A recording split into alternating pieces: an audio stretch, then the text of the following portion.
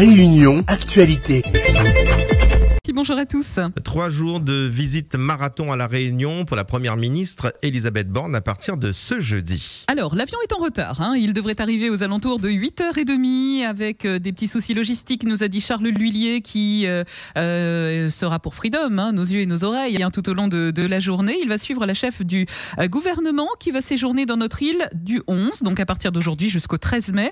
Elisabeth Borne est accompagnée de 4 ministres, Marc Fesneau pour l'agriculture, Christophe Béchu pour la transition écologique et la cohésion des territoires, Olivier Klein pour la ville et le logement et Jean-François Carenco, le délégué aux Outre-mer. L'intersyndicale, qui a été très active durant l'examen de loi relative à la réforme des retraites, a annoncé qu'il y avait un accueil particulier qui serait réservé ce matin à l'aéroport à la chef du gouvernement. Ça a déjà commencé, 3 jours de préavis de grève ont été émis. Il y a des casseroles actuellement qui ont été sorties, des banderoles également. La première ministre qui devrait se rendre dans 8 communes: Saint-Denis, Salazie, Saint-Benoît, Saint-Pierre, Sainte-Rose, Brapanon, Saint-Paul et Saint-Leu.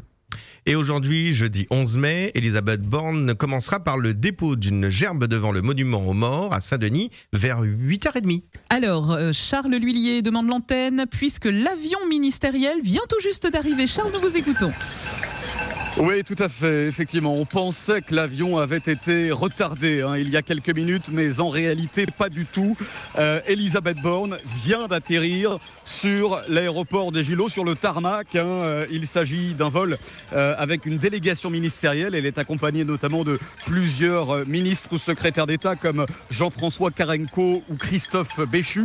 Et donc, effectivement, le programme ne sera pas retardé étant donné qu'elle arrivera à l'heure. Alors, de leur côté, les manifestants sont toujours présents au niveau de l'entrée de l'aéroport de Gilot, mais cela n'obstrue pas le passage. Le cortège ministériel pourra tout de même circuler normalement parce qu'ils se sont mis sur demande des forces de l'ordre un peu en retrait, mais à côté et assez près pour que la voiture ministérielle puisse les apercevoir. C'était l'objectif et ils vont suivre Elisabeth Borne jusqu'à Saint-Denis dès le dépôt de gerbe au monument aux morts. Ce sera la première petite séquence de la journée et ensuite ces différents syndicalistes et militants, vous les entendez armés de leurs casseroles, se rendront, ils l'ont promis, du côté de Salazie pour la première grosse étape de ce voyage ministériel. Donc vous l'avez compris, l'information principale, c'est en effet que le vol d'Elisabeth Borne vient d'atterrir. L'avion vient d'atterrir à La Réunion, Sarah.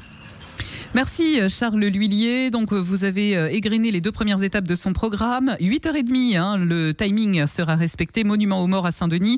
Et à 10h, elle sera dans le cirque de Salazie pour découvrir un projet qui s'appelle le projet Mérène. C'est le basculement des eaux de La Réunion. Il y aura aussi un échange avec les habitants du cirque. À midi, un déjeuner républicain est ensuite prévu à Saint-Benoît. Retour sur Saint-Denis aux alentours de 15h30 pour un entretien avec Cyril Melchior, qui est le président du département. Ça se fera au Palais de la Source.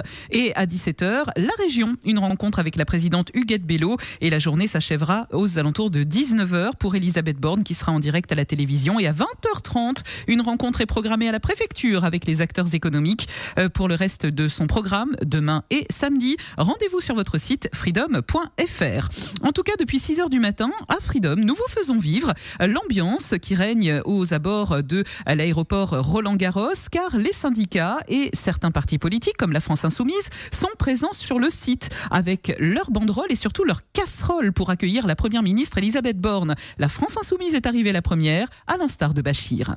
Je suis là justement pour accueillir notre ministre et pour montrer qu'ici aussi à La Réunion, on ne va pas écouter ce qu'elle va nous raconter. On sait très bien que ce que va nous apporter ce gouvernement, c'est rien de bon, c'est rien de vraiment très constructif pour notre société et ça vise à la destruction, comme elle a montré en utilisant son 49.3 pour justement détruire notre retraite, pour détruire notre système par solidarité. C'est un des pans du mur de notre maison, de notre société qu'on a construit. Et si ce mur-là est démoli, c'est toute la maison qui va être démolie. Et nous, on ne veut pas que ce mur-là soit démoli. Ouais, ensuite, les syndicats et leurs membres sont arrivés avec quelques soucis d'installation. Les forces de l'ordre voulaient les emmener dans la zone de fret de l'aéroport, un endroit pas du tout visible, et ils ont refusé. On nous expulse du rond-point, on nous pousse, on a le droit de manifester, ça a été déclaré. Et en fait, le gouvernement marche sur nos droits, nous empêche d'exprimer notre mécontentement. En fait, on essaye de rendre invisible la contestation. La ministre va sortir par l'aéroport. Ils n'ont pas du tout envie que les caméras puissent filmer des manifestants et des casseroles. Et c'est assez méprisable. Regardez par vous-même ce qu'ils font, regardez par vous-même. Vous croyez que c'est quelque chose d'admissible, ça? On est venu manifester en paix, manifester notre mécontentement par l'arrivée du ministre. Regardez comment ils nous traitent. Ils sont toujours à l'ordre de l'oppresseur. Pas possible, ça. Bientôt le régime à la Poutine en France. Et après une forte négociation, les syndicats ont obtenu le droit de s'installer dans un endroit nettement plus visible. Alors au-delà de la négociation, on a fait respecter la règle de droit qui était celle de déposer une autorisation pour être proche de ce rond-point. Et cette autorisation a été donnée par le préfet. Et là, on a un commandant de police qui a outrepassé ses prérogatives. Il nous a repoussé de l'autre côté. Après vérification, il nous a laissé se rapprocher. Et pas sans se battre là-dessus. C'est quand même inadmissible. C'est quand même intolérable qu'aujourd'hui, dans un pays de droit, on ne respecte pas les règles. Alors le mot d'ordre de l'intersyndicale, c'est de suivre la ministre partout où elle se présentera. Vous êtes une petite cinquantaine. Effectivement, vous avez totalement raison, c'est pas beaucoup, mais ceux qui sont là, ce sont ceux qui sont déterminés à dire encore une fois non à ces 64 ans, à dire encore une fois non à ce déni de démocratie. Voilà ce qu'on pouvait dire sur l'arrivée d'Elisabeth Borne, une arrivée qui s'est faite il y a quelques minutes sur le tarmac de l'aéroport. Vidéos et photos à voir sur nos réseaux sociaux en temps réel, sur la page Facebook et sur le site internet de Freedom.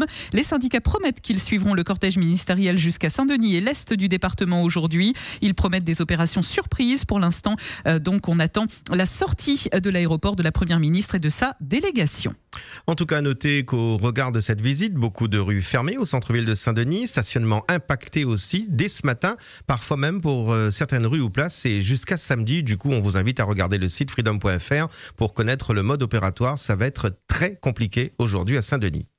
Alors, parallèlement à la visite d'Elisabeth Borne, sachez qu'aujourd'hui aussi, la Réunion accueille Sébastien Martin. Exactement. Qui c'est Sébastien Martin ? Eh bien, c'est le président de l'Assemblée des intercommunalités de France. Ça n'a rien à voir avec la visite d'Elisabeth Borne, mais voilà, ça concorde. Il est actuellement à La Réunion avec une délégation d'élus nationaux lui aussi.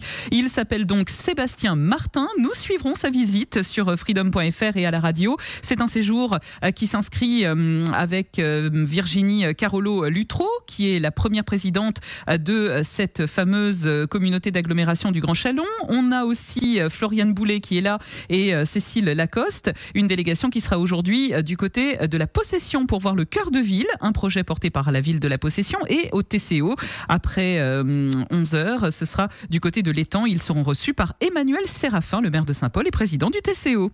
Le reste de l'actualité nous amène à Saint-Denis pour ce fait divers, une femme fauchée par un bus transportée à l'hôpital. Oui, l'actualité est aussi dramatique sur la route. Ce mercredi, en fin de journée, sachez qu'il y a une personne qui a été fauchée par un bus à Saint-Denis, au niveau d'Aquanor, au Butor. Cette dame a été blessée aux chevilles, transportée à l'hôpital, fauchée par un bus. Les pompiers ainsi que la police ont été dépêchés sur place.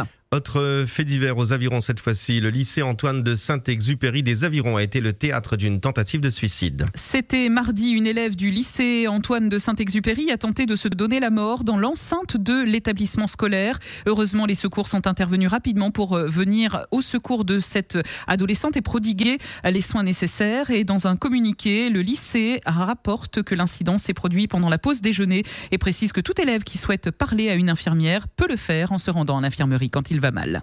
Des agents du TCO, des agents de collecte de déchets agressés physiquement. Le TCO a révélé que ce vendredi, vers 6h du matin, des agents de collecte se sont fait agresser physiquement par des individus sans aucune raison. 3 individus en sont en effet pris à eux parce qu'ils ne portaient pas de t-shirt noir apparemment. C'est ce qui leur avait été dit. L'un des agresseurs a porté un coup de poing à un des employés de la société Nicolin. Un geste qui a poussé les victimes à se réfugier dans leur véhicule et à quitter les lieux. Une scène surréaliste, nous dit le TCO, qui devient malheureusement de plus en plus récurrente. Des plaintes ont été déposées à l'encontre de ces agresseurs. Et le décès d'un chasseur de tang à Salazie, 6 ans de prison pour l'accusé. Henri Bressure, ce Salasien de 49 ans qui était jugé depuis hier par la cour d'assises pour avoir causé la mort de Jean-Jacques Boyer, âgé de 49 ans au moment des faits en 2019, a été condamné. On rappelle que ce dernier avait décidé de chasser sur le terrain d'une des connaissances, mais qu'il avait été interpellé par un homme qui s'était présenté comme le propriétaire des lieux et armé d'un sabre. Henri Bressure avait menacé, violenter cet homme avant que Jean-Jacques Boyer ne fasse un malaise et décède d'un arrêt cardiaque. Sur ce terrain, le parquet a requis 12 ans de réclusion criminelle. Il écope finalement de 6 ans de prison, dont 4 ans et demi avec sursis. Il purgera sa peine sous bracelet électronique. Outremernews.fr, le site de l'actualité Outre-mer, 24 heures sur 24 et 7 jours sur 7. Retrouvez la chaîne Outremer News sur YouTube.